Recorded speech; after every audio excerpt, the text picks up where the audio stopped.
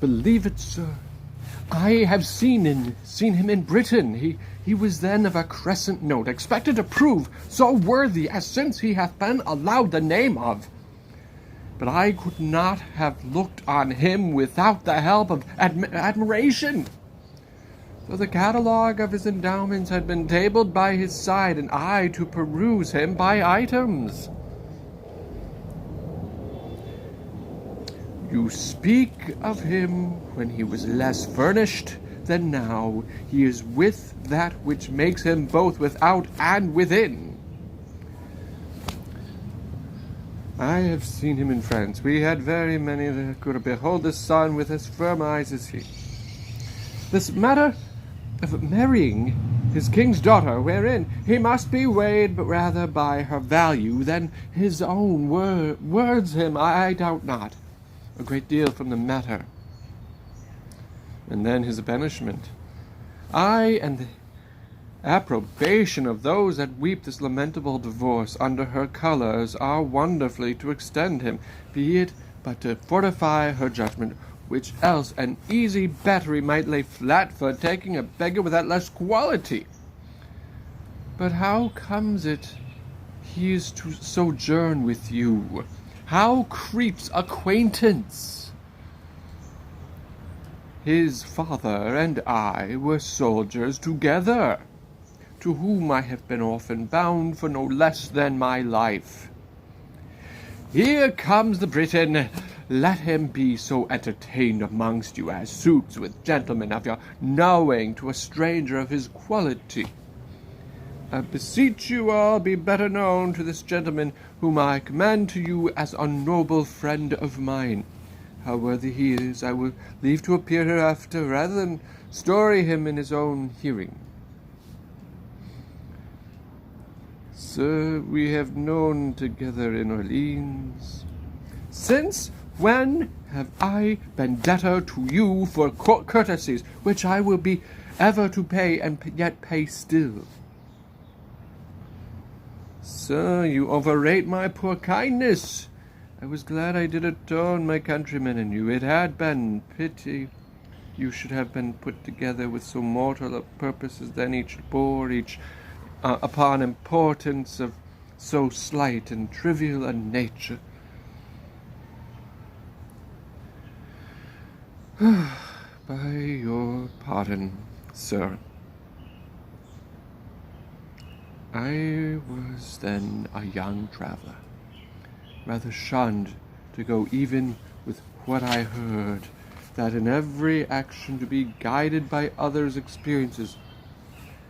But upon my mended judgment, if I offend not to say it, it is mended.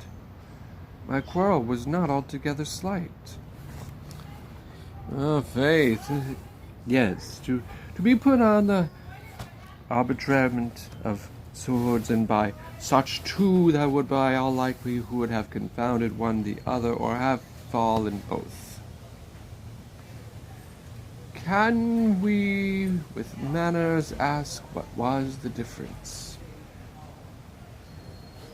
Safely, I think. 'Twas a contention in public which may without contradiction suffer the report. It was much like an argument that fell out last night, where each of us fell in praise of our country mistresses. This gentleman at that time vouching, and upon warrant of bloody affirmation, is to be more fair, virtuous, wise, chaste, constant, qualified, and less contemptible than any the rarest of our ladies and friends.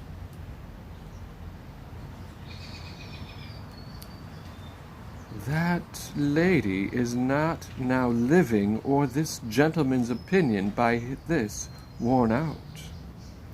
She holds her virtue still, and I my mind.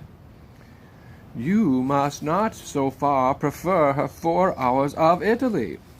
Being so far provoked as I was in France, I would abate her nothing, though I profess myself her adorer, not her friend.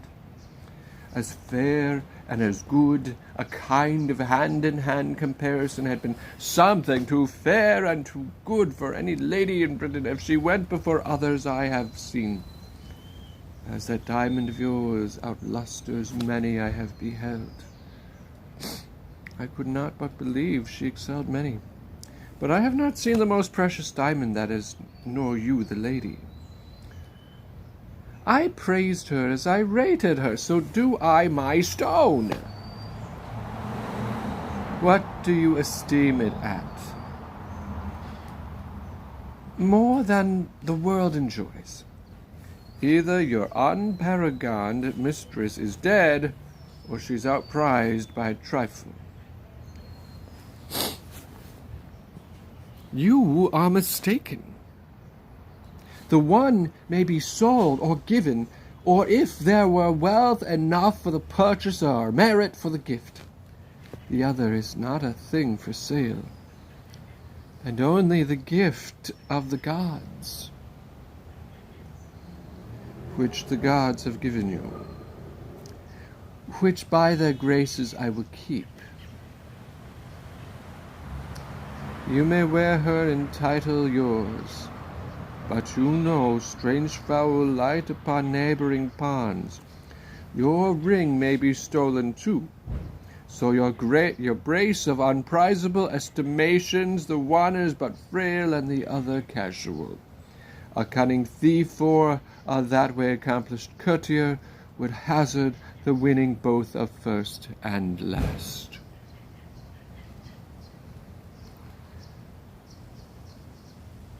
Your Italy contains none so accomplished a courtier to convince the honor of my mistress if, in the holding of or loss of that, you term her frail. I do nothing. Doubt you have store of thieves, notwithstanding I fear not my ring. Let us leave here, gentlemen.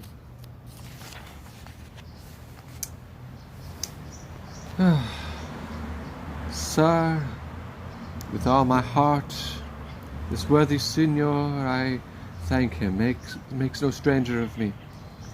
We are familiar at first.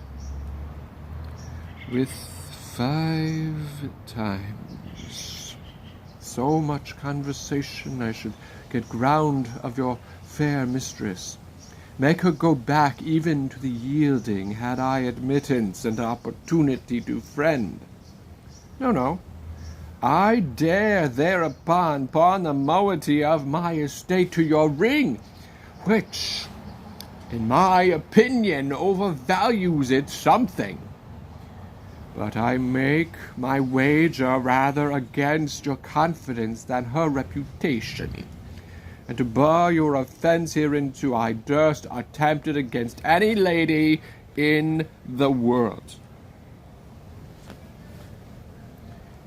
You are a great deal abused in too bold a persuasion, and I doubt not you sustain what you're worthy of by your attempt.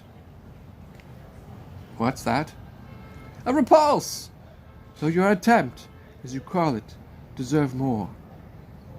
A punishment, too. Gentlemen, enough of this. It came in too suddenly. Let it die as it was born, and I pray you be better acquainted.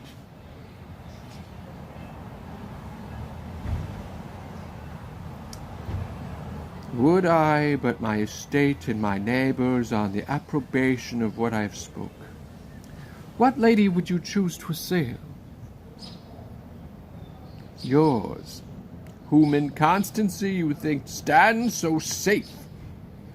I would lay you 10,000 ducats to your ring that commend me to the court where your lady is, with no more advantage than the opportunity of a second conference, and I will bring from thence that honour of hers which you imagine so reserved.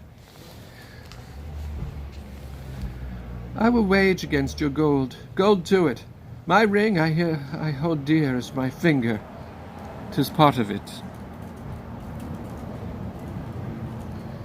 You are a friend, and therein the wiser. If you buy ladies' flesh at 1,000,000 a dram, you cannot preserve it from tainting.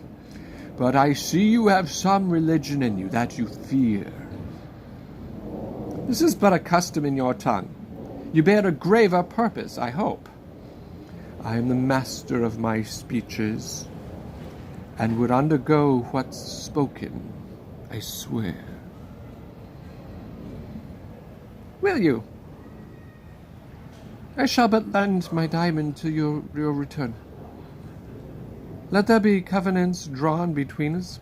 My mistress exceeds in goodness the hugeness of your unworthy thinking. I dare you to this match. Here's my ring. I will have it no lay. By the gods, it is one. If I bring you no sufficient testimony that I have enjoyed the dearest bodily part of your mistress,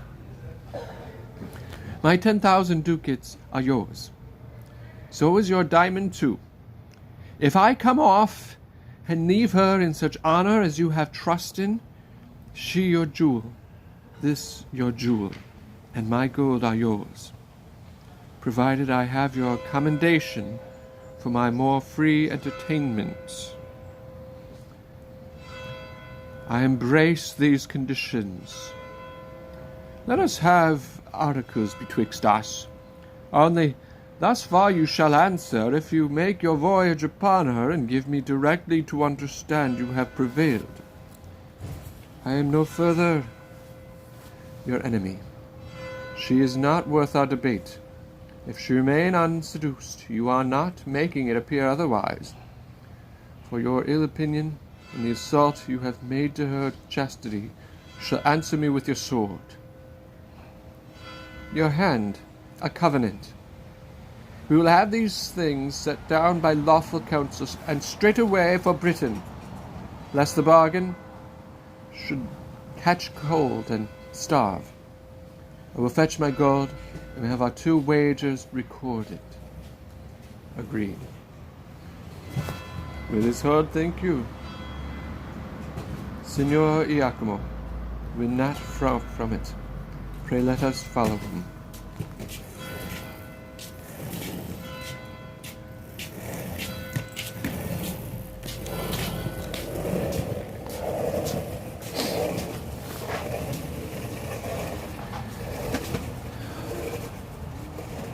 Whiles yet the dew's on ground, gather those flowers. Make haste. Who has the note of them? Aye, madam. Dispatch. Now, Master Doctor, have you brought those drugs?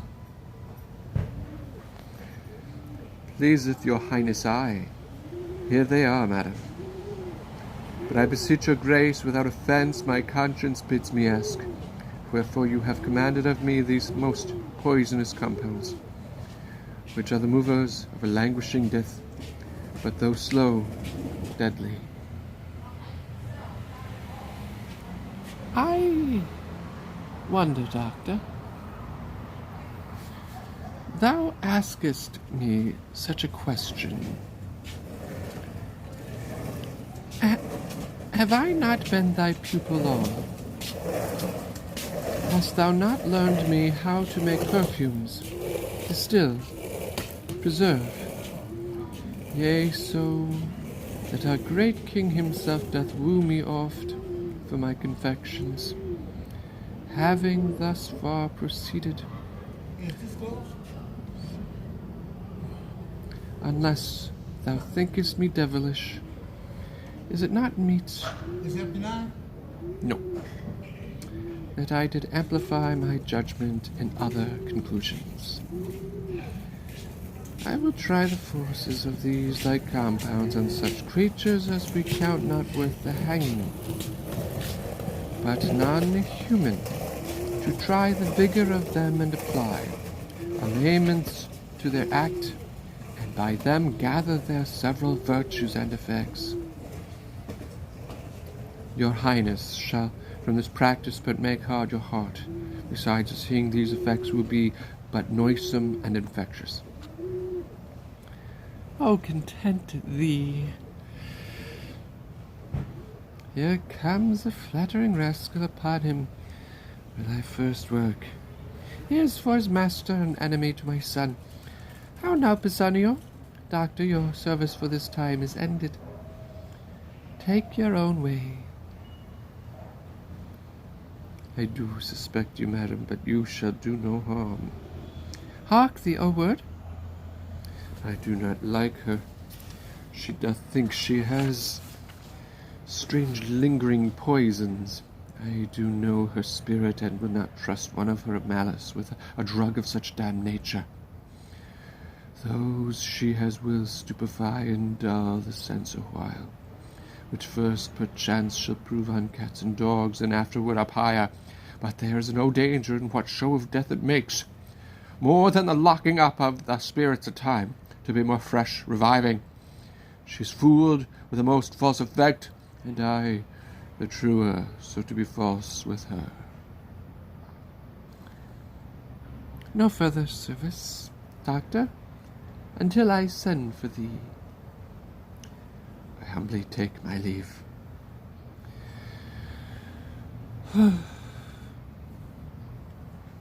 Weeps she still, sayest thou? Dost thou think in time she will not quench and let instructions enter where folly now possesses? Do thou work. When thou shalt bring me word she loves my son, I'll tell thee on the instant thou art then as great as is thy master. Greater, for his fortunes all lie speechless, and his name is at last gasp. Return he cannot, nor continue where he is. To shift his being is to exchange one misery with another, and every day that comes to decay a day's work in him. What shalt thou expect to be depender on a thing that leans, who cannot be now built, nor has no friends so much as but to prop him? Thou takest up, thou knowest not what, but take it for thy labour. It is a thing I made which hath the king 5 times redeemed from death. I do not know what is more cordial. Nay, I prithee take it. It is an earnest of a farther good that I mean to thee. Tell thy mistress how the case stands with her. Do it as from thyself. Think what a chance thou changest on, but think thou hast thy mistress still. To boot, my son, who shall take notice of thee? I'll move the king to any shape of thy preferment, such as thou wilt desire, and then myself I chiefly that set thee on to this desert, am bound to load thy merit richly. Call my women. Think on my words. A sly and constant knave, not to be shaked, the agent for this master and the remembrancer of her to hold the hand fast to her lord. I have given him that which, if he take, shall quite unpeople her of lieges for her sweet, and which she after, except she bend her humour, shall be assured to taste of it too. So, well done, the violets, cowslips, and the primroses bear to my closet. Fare thee well, Bassanio. Think on my words. And shall do. But when to my good lord I prove untrue, I'll choke myself. There's all I'll do for you.